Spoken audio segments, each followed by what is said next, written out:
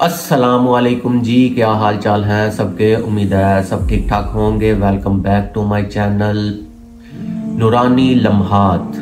हाजिर हूँ जी new video के साथ आपकी खिदमत में। अल्लाह ताला हम पर अपनी रहमत करे, फजल करे, बरकत नाज़िल करे, आमीन जी। कल जो हमने चैप्टर स्टार्ट किया था, जिसका पहला पार्ट हमने कंप्लीट किया, उसके जो जिनके बारे में हमने हालात जिंदगी पढ़ी है उनका नाम है जी हजरत बायजीद बस्तामी रहमतुल्लाह अलैह। तो आप औलिया कराम में काफी आपका मतलब ऊंचा मकाम था और काफी ज्यादा आपके जो आयात वाकयात आपके बारे में बताए जाते हैं, आपके मतलब के हवाला जात जो दिया जाते हैं। तो आज अल्लाह के नाम से हम शुरू करते हैं, इसको चैप्टर को कंप्लीट करेंगे जी। तो बिना वक्त ज़ाया किए शुरू करते हैं जी। बिस्मिल्लाहिर्रहमानिर्रहीम। जब आप सफ़ात इलाही बयान फरमाते तो अपनी हालत असली पर रहते, और जब इसकी ज़ात का बयान करते तो बेहुद हो जाते, और वजद में आकर फरमाते अल्लाह मुझसे बिल्कुल करीब है। एक बार आपका एक मरीद कह रहा था, मुझे इस शख्स पर ताज्जुब आता है जो अल्लाह को जानता है और इसकी इबादत नहीं करता।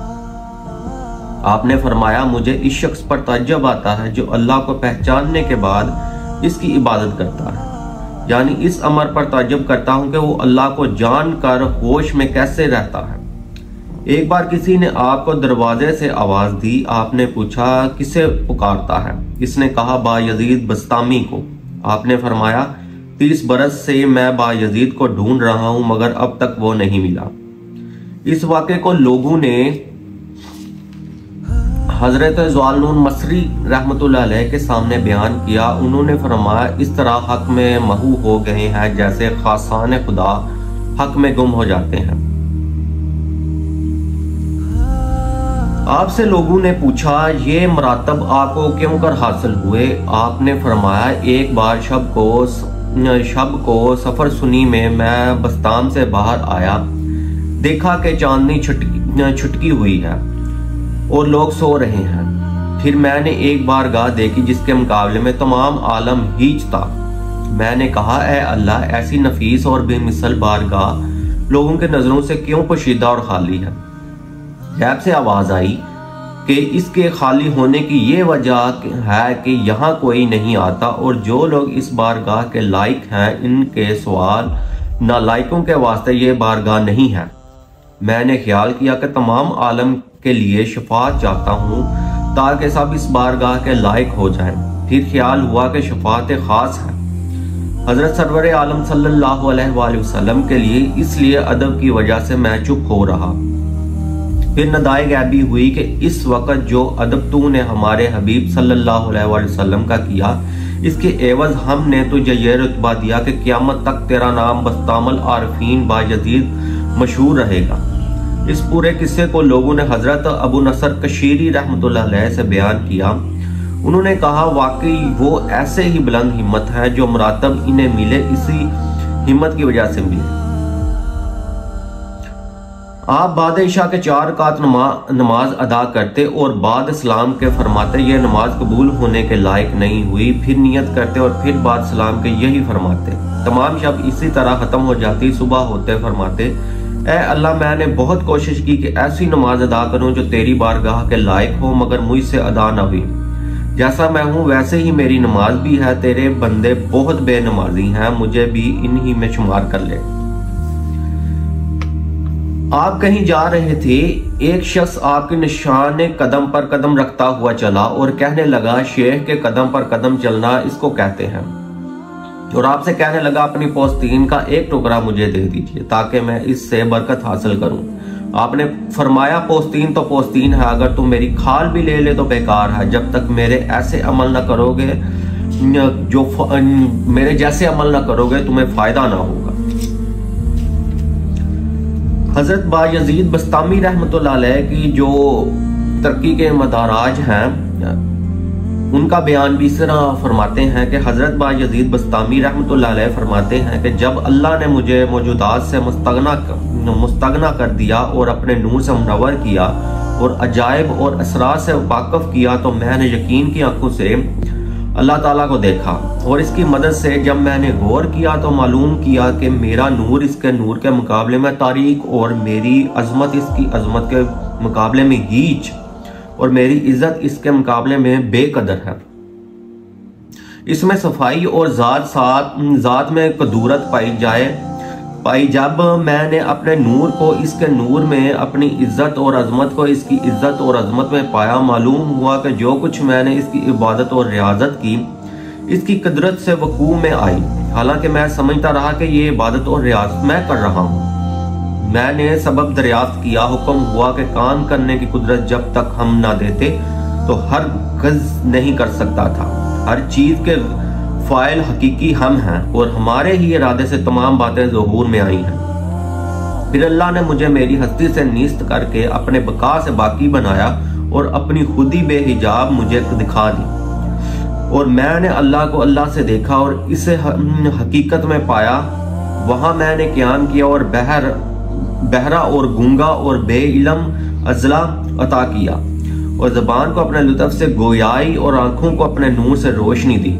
मैंने हर चीज में इसी का मुशाहिदा किया और लुत्फ की जुबान से मुनाजात की और इसके इल्म से इल्म हासिल किया। हुक्म इलाही हुआ तुम सब के साथ और सबसे जुदा और बगैर असबाब के इसबाब के साथ है। मैंने अर्ज किया मैं इस पर फरिफ्ता ना हूँगा, मुझे तेरे बगैर अपना होना पसंद नहीं है बल्कि तेरा होना बगैर अपने चाहता हूँ। हुक्म हुआ कि मांग क्या मांगता है। मैंने कहा चूंकि तू तमाम बुजुर्गों से ज्यादा बुजुर्ग और तमाम करीमों से ज्यादा करीम है, इसलिए मैं तुझसे तुझी को मांगता हूँ। अपना कुर्ब अता कर और अपने गैर से दूर रख। फिर ताज करामत मुझे मरहमत हुआ और हुक्म हुआ तूने हक को पाया और हक को देखा। मैंने कहा हक को हक की वजह से मैंने पाया और देखा। फिर मैंने इसकी हमदो सना की। इसके सिला में मुझे ऐसे पर अता हुए कि इज्जत के मैदानों में उड़कर मैंने इसकी सन्नत और कुदरत के अजायबात को देखा। फिर अल्लाह ने मुझे अपनी कुव्वत से कवी किया और अपनी जीनत से जीनत दी और ताज करामत मेरे सर पर रखकर महल तौहीद के दरवाजे मुझ पर खोल दिए और कहा तेरी रजा हमारी रजा में होगी और तेरा कलाम आलूदगी से पाक रहेगा। और फिर मुझे जख्मे गैरत से घायल करके दोबारा जिंदगी अता की। जब इसने मेरी आजमाइश पूरे तौर से कर ली तो पूछा किसके लिए मुल्क है, किसके लिए हुक्म है, कौन साहब इख्तियार रहे। मैंने कहा स्वा तेरे दूसरे में ये सिफतें नहीं है। फिर नजर कहारी मेरी तरफ की तो मुझे हस्ती से कम देखा। फिर मैंने सकूत के महल में रहना इख्तियार किया और सब्र और शकीबाई का लिबास पहना। इसकी वजह से मुझे ये मर्तबे अता फरमाए कि मेरे तारीख दिल में फरहत का एक वजन कर दिया और तजदीद और तौहीद से ज़बान दी और मेरे दिल को अपने नूर और रब्बानियत से मुनव्वर किया और आंखों को अपनी सन्नत दिखाकर रोशन किया। मैं इसी की मदद से बात करता हूँ और फिरता हूँ और इसी के फजल से मुझे अपनी जिंदगी मिली जिसको मौत नहीं है। तो ये जी हजरत बायजीद बस्तामी रहमतुल्लाह अलैह के हालात ज़िंदगी थी जिसके बारे में हमने बात की और अल्लाह ताला उन पर रहमतें बरकतें नाज़िल फरमाए। तो आज हमने सेकंड चैप्टर भी कंप्लीट किया। इनका जो सारा मतलब कि 2 दिनों में हमने इनकी जो हालात ज़िंदगी थी कंप्लीट किया। कोई गलती कोताही हो जाए तो मेहरबानी करके माफ़ फरमाइएगा, मैं गलतियों का पुतला हूँ। ज़ुबान थोड़ी सी लड़खड़ा जाती है। तो इस किताब में जो अल्फाज है ना वो काफ़ी मुश्किल लिखे गए हुए हैं। वो जिस तरह होता है ना एक जो होते हैं मतलब कि उर्दू के अलावा जो होते हैं अल्फाजात उन्होंने लिखे होते हैं जो बहुत डीप अल्फाज होते हैं। मेरे जहन में नहीं आ रहा उस लैंग्वेज का नाम, उस ज़ुबान का नाम। समटाइम अरेबिक होते हैं और समटाइम जो होते हैं ना वो होते हैं क्या कहते हैं पश्तो टाइप के भी होते हैं अल्फाज जिनका इसमें जिक्र हुआ। तो वो जब मैं पढ़ता हूँ तो एक भाई ने जिक्र कमेंट में बताया था कि भाईजान उर्दू तो ठीक से पढ़ो। भाई इसमें उर्दू थोड़ी सी मुश्किल लिखी हुई है और अब आप ये भी कहोगे कि अगर इसमें मुश्किल लिखी हुई तो आप किताब जो चेंज कर लें। तो वही उसी के बारे में सोच रहा हूँ। आपको पता है कि मौसम ठीक नहीं है तो मैं बाहर नहीं जा सकता, काफ़ी ज़्यादा ठंड है और उसकी वजह से मैं इस पे काम चला रहा हूँ, तो इंशाल्लाह मैं ठीक कर लूँगा, किताब न्यू ले आऊँगा।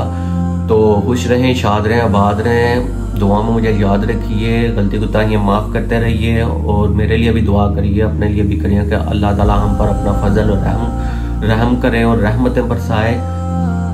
मेरे चैनल को लाइक करें, शेयर करें, सब्सक्राइब करें। अल्लाह हाफिज़।